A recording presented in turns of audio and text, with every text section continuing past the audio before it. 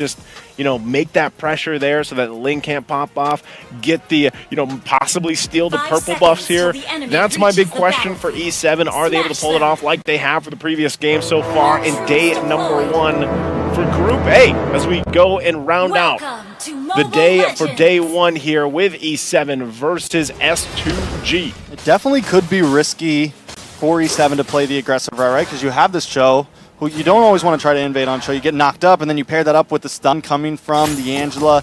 It could be hard, but but with both sides being assassins, it's like I think the big thing here is who's going to farm better, who's going to farm faster, and who's going to get the first real pop off, right? Like who's going to get those first few kills. And there's a big chance this game could be quick, right? This game could be pretty much whoever gets first turtle and maybe takes out a couple members of the others goes in, and Irwin might be the first to fall. He's able to just get away, takes a little bit of damage. Chan now entering the scene as well, hide on bush, able to find the Litho Wander, and he's already going for the grab onto this enemy camp possibly. He knows Kazu's there though. He's going to have to back off. That's what I love to see. This is why I think Cho is coming back into whatever more meta is forming right now, because of the fact that you have this little extra boost of damage, with your auto attacks, and then you have the concussive blast. Oh, look at this mid lane. Ooh, a lot of damage on to Begin. Begin forced to use the flicker. Irwin and Chan, I mean, both teams answering pressure with pressure. S2G tries to make a play, Entity tries to make a play, but nobody comes through just yet. In the mid side, though, more damage on to Begin. Irwin doesn't have level 4 yet, but he's able to slow him down a bit. Hide on bush, looking for an angle as well, but nobody connects. Okay, no first blood just yet. Some of these first items, too, still being worked on. You see the rush coming through. I mean, even for Fury, he's already got the Fury Hammer. So he's got that. He does have some of this extra damage, but I don't think he's really going to be able to do much against, All right. Well, hold on. I can hear things, but we got to wait for we're casting blind here. A little bit of damage. A little bit of damage. I think we're going for a buff right now, possibly. Let's go ahead and cast blind here, man. We have lost eyes on the... Yeah.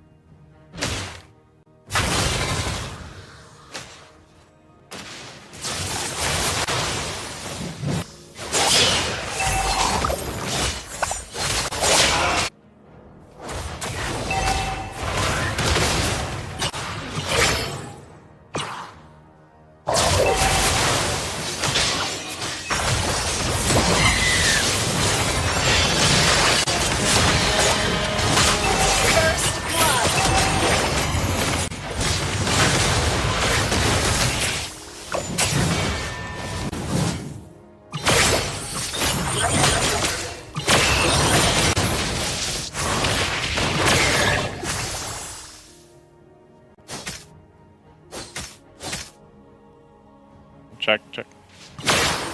Check, check, check.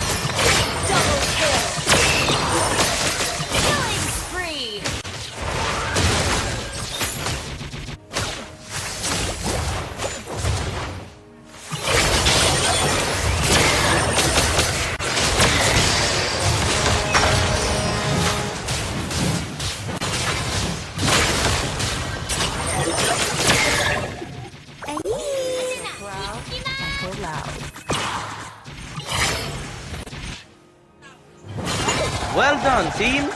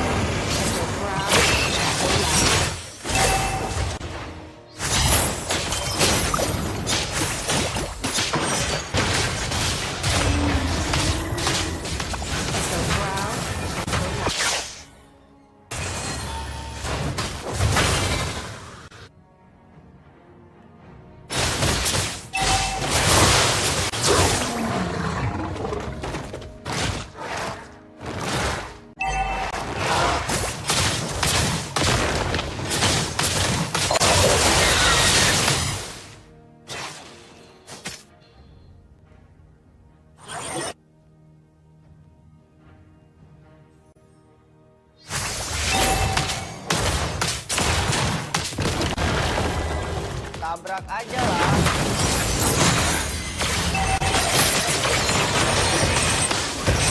Mega kill!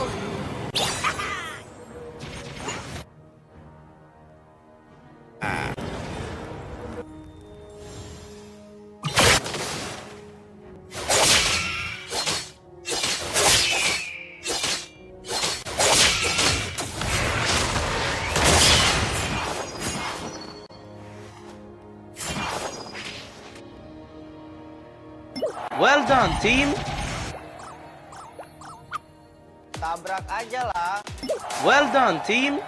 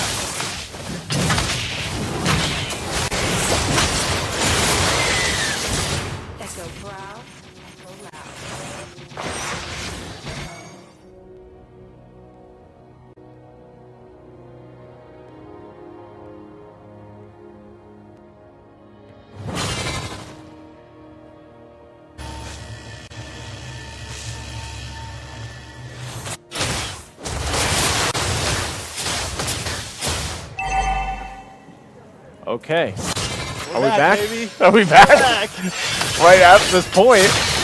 Ooh, a lot of damage. Sure, does go down. Let's take a second before any big fight breaks out. Let's look at this game. ENTITY7 up 9-6. 4,000 gold lead. S2G against the wall. Lord is marching down the top side. Kazui looking for the defense as well.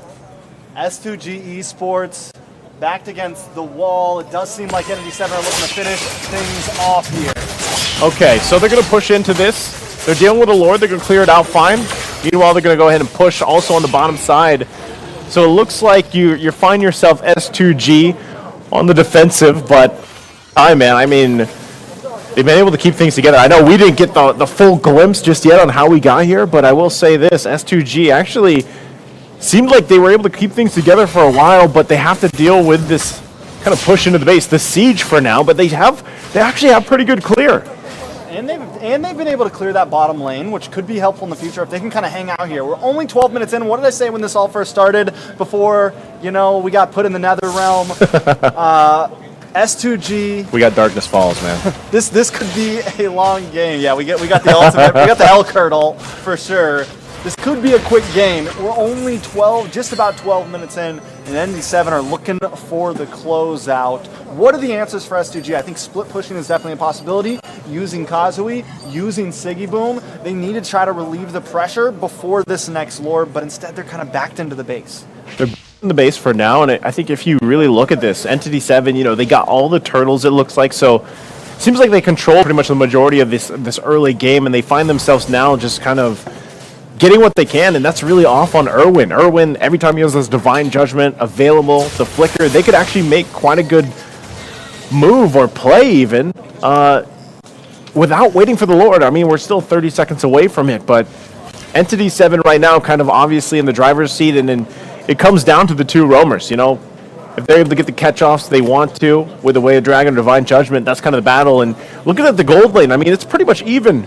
Farm-wise, not anything too drastic between them, but the biggest disparity has to be also just, I got a glimpse of it, but the gold lane there, kind of things fall into place. Again, Karo does have that hard guard. Lord is out now up. Does S2G want to actually contest this given how everything's going? Look how quick this is being taken out. There's no way they're taking that. I think something that, all right, so we got to point out this as well.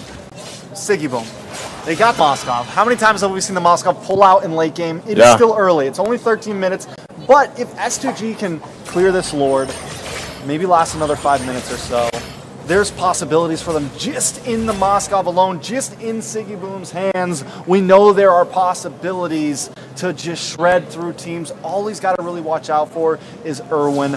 I mean, 7 assists for Irwin right now. Yeah. We know, whether we saw it or not, we know he's been doing his job. He's been doing his job. I think at this point, too, you're going to find out if S2G is able to clear this out on the defensive. They do have good clear, but that's the Lord pushing in. Yeah, Lord is going to break down onto the mid lane here. Malefic Roar does get purchased for Fury. A lot of damage on it begins. It's going to get taken down, but with the pen of its own, able to help him out, able to save the day there. Kazui with the Tempest of Blades, able to lock down onto Marhiko. More damage coming from S2G. They're able to defend very well. Nice way the Dragon locks onto Markino, takes him out. Lunar now down to about 25%. Begin looking for something out to hide on Bush, able to get the kill. Lord down to about 20 as Siggy Boom continues to shred. Hide on base, looking for a target onto the base, but he's going to have to back off. ENTITY7 look for the push, but S2G Esports able to survive out. Wow. Okay, S2G somehow holds on to that bottom turret for now, too. Top one's going to be taken out. Hide on Bush will get on out of there. So ENTITY7 got what they wanted, I would say. Off that Lord, second one of the game, gets these objectives. They might still try to punch down this last turret. We're going to take a look at the replay here, really kind of pan out. Look at this. Good setup from begin. Got Markino, and that was probably a crucial point in really allowing them to stay in this fight. And then they just clear things out. Like we said, their clear speed's going to be pretty good. They can keep it together. They can't actually stall this game out even further.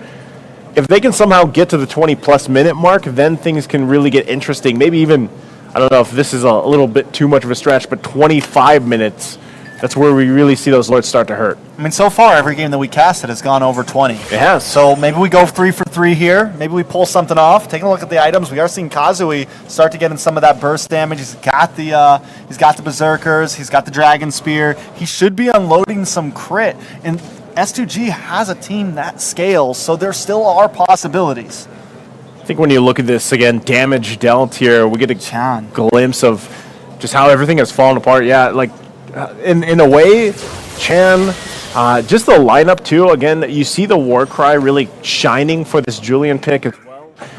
Damage taken. You can see this Terizla. This is why it's such a good pick for a lot of the teams. Very tanky, utilizing the body of Smith.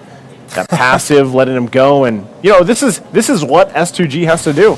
Oh, Lunar is gonna get picked off there, knocked up.